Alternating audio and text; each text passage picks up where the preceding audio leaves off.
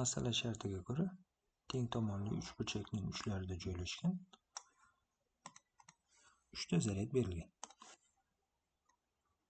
Birinchi zaryad, ikkinchi zaryad va uchinchi zaryad. Ularning zaryad miqdorlari bir xil. Q1, Q2 teng Q3 va qandaydir Q'ga teng va ular musbat. Musbat zaryadlangan. Ularning ishoralari bir xil bo'lgani uchun ular o'zaro itarishadi. Bu itarish kuchlarini muvozanatga keltirish uchun uchburchakning markaziga qanday manfiy zaryad qo'yilishi kerak degan. Demak, uchburchakning markaziga qo'yilishi kerak bo'lgan manfiy zaryadning miqdori bizdan so'ralmoqda. Demak, sistema muvozanatda bo'lishi uchun yoki mana bu uchburchakning uchlarida joylashgan zaryadlar muvozanatda bo'lishi uchun ularga ta'sir qiluvchi kuchlarning natijaviysi 0 ga teng bo'lishi kerak. Keling, birinchi zaryadga ta'sir qiluvchi kuchlarni yozib chiqamiz. Birinchi zaryadga ikkinchi zaryad tomonidan ta'sir qiluvchi kuch quyidagicha yo'nalgan bo'ladi. Sababi ular ishoralari bir xil va ishoralar bir xil zaryadlar o'zaro itarishadi. Demak, bu kuchimiz ikkinchi zaryad tomonidan birinchi zaryadga ta'sir qiluvchi kuchimiz hisoblanadi. Birinchi zaryadga uchinchi zaryad tomonidan kuch ta'sir qiladi. Bu F3(1) kuchimiz bo'lsin. Va bu ikkita kuchni muvozanatga keltirish uchun Qx zaryad qo'yildi. Qx zaryad tomonidan birinchi zaryadga ta'sir qiluvchi kuch esa quyidagicha yo'nalgan bo'ladi. Chunki ularning ishoralari har xil va ular o'zaro tortishadi. Demak, bu kuchni qandaydir biz Fx deb belgilaylik. Ya'ni Qx zaryad tomonidan Q1 zaryadga ta'sir qiluvchi kuch. Demak, birinchi zaryad muvozanatda bo'lishi uchun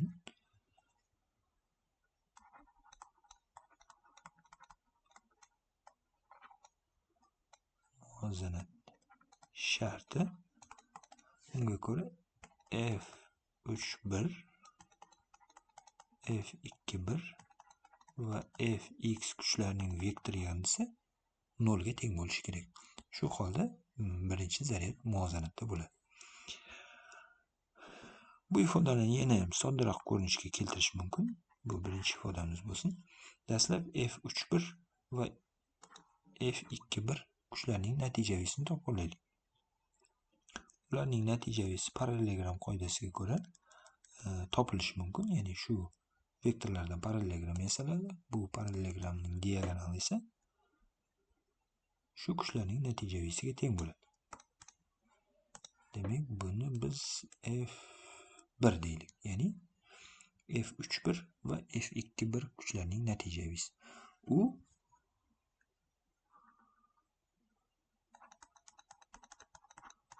F3(1) ning kvadrati, F2(1) ning kvadrati plus F3(1), F2(1) kosinus alfa ifoda yordamida topilishi mumkin. Alfa bu yerda F3(1) va F2 vektorlar orasidagi burchak.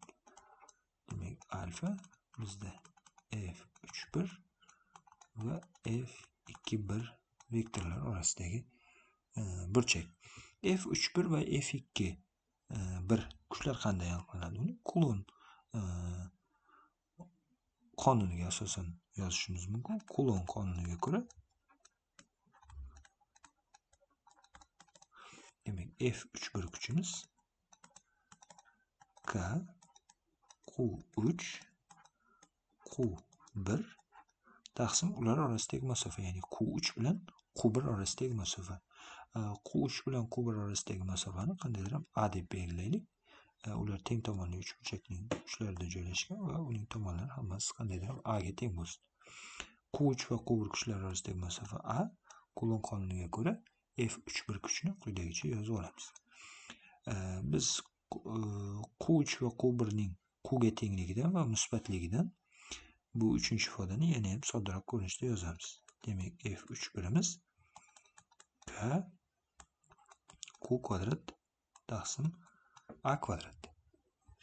Xuddi shu ko'rinishda F21 kuchini ham yozib olish mumkin. Demak, bu 4. F21 kuchimiz ham K Q2 Q1 taqsim 2 va birinchi zaryadlar orasidagi masofa ham A ga teng. U holda F21 kuchimiz Q2 va Q1 ning Q ga tengligidan va musbatligidan K Q kvadrat taqsim A kvadrat ko'rinishda yozishimiz mumkin. Bu bizning 5-ifodamiz bo'ldi. 5 va 4-formulalarga e'tibor bersak, ular bir xil, ya'ni tengligi ko'rinib turibdi. Demak, bu ifodalardan foydalanib ikkinchi ifodani yana ham soddaroq ko'rinishda yozishimiz mumkin. Bu yerda F31 kuchining o'rniga biz F21 kuchni qo'yib yozamiz. Chunki ular bir xil. Demak, F1 kuchimiz F21 ning kvadrati 2 F21 ning kvadrati kosinus alfa. Alfa burchagimiz, demak, geometriyadan ma'lum, teng tomonli uchburchakning ichki burchaklari 60 gradusdan bo'ladi. Bu yerda ko'rinib turibdi, alfa va uchburchakning ichki burchaklari o'zaro bir xil. Ya'ni alfamiz 60 gradusga teng. Kosinus alfa, ya'ni alfa 60 gradusda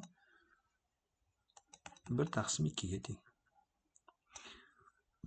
U holda F1 kuchimiz ikkilarni qisqartirsak L/3 F21. F21 ning o'rniga 5-ifodani qo'yib F1 kuchimizni quyidagicha yozib olamiz. Demak, L/3 K Q kvadrat taqsim A kvadrat. Demak, bu F21 va F31 kuchlarining natijavisi hisoblanadi. Demak, F1 kuch orqali birinchi ifodani, ya'ni muvozanat shartini yana quyidagicha soddaroq ko'rinishda yozishimiz mumkin. Demak, birinchi shart muvozanatda bo'lishi uchun F1 kuch va Fx kuchlarining vektor yondisi 0 ga teng bo'lishi kerak.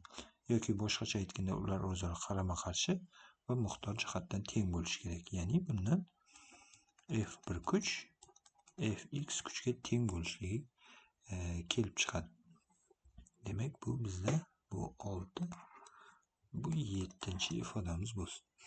Fx kuchni qanday aniqlaymiz? Fx kuchni ham xuddi Kulon qonunidan aniqlash mumkin. 3-va 5-ifodalarga o'xshab, 3-ifodaga o'xshatib. Demak, Fx kuchimiz, ya'ni Qx va Q1 kuchlari orasidagi ta'sirlashuv kuchi K modul Qx modul Q1 taqsim ular orasidagi masofa, ya'ni Qx va Q1 zaryadlar orasidagi masofa. U teng tomonli uchburchakning uchidan uning markazigacha bo'lgan masofa bu uchburchakka tashqi chizilgan aylananing radiusiga teng bo'ladi. Ya'ni bu yerda R desak, R A taqsim L/3 ga teng bo'ladi.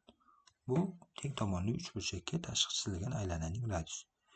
Ya'ni Q1 va Qx zaryadlar orasidagi masofa R ga teng. Yoki buni yana ham soddalashtirib yozamiz. K Qximiz manfiy bo'lgani uchun modulini tashlab yuborish uchun minus Qx ko'rinishda yoziladi. Q1imiz musbat, Q1 R kvadratimiz esa A taqsim L/3. U holda A kvadrat taqsim 3 yoki yana ham soddalashtirsak minus 3 K Qx, Q1imiz Q ga teng, Q taqsim A kvadrat. Bu bizning 8-ifodamiz bo'lsin. 7-ifodamizning chap tomoni, ya'ni F1 ning o'rniga 6-chi ifodani olib kelib qo'yamiz. fx ning o'rniga 8-chi ifodani olib kelib qo'yamiz. U holda f1imiz q kvadrat taqsim a kvadrat teng fx kuchimiz esa mana 8-chi ifoda minus 3k qx q taqsim a kvadrat. Bundan k'lar qisqarishi mumkin. A kvadratlarni qisqartirib yuborish mumkin. Q kvadrat va q ni qisqartirsak, qx barobar minus izzasi 3 taqsim 3 q ga tengligi kelib chiqadi. Ya'ni bu biz topishimiz kerak bo'lgan zaryad. Ya'ni zaryadlar muvozanatda bo'lishi uchun cho'rchakning markaziga qo'yilishi kerak bo'lgan zaryachaning zaryad miqdori hisoblanadi. Bu ifodaga masala shartida berilgan son qiymatni qo'yib, qx ning qiymatini ham aniqlab qo'yamiz. Qx barobar minus izzasi 1,73 3 q'miz 1 nanokulon yoki 10 darajasi minus 9 kulon ifodani hisoblasak, bizda minus 0,57 nanokulonligi kelib chiqadi.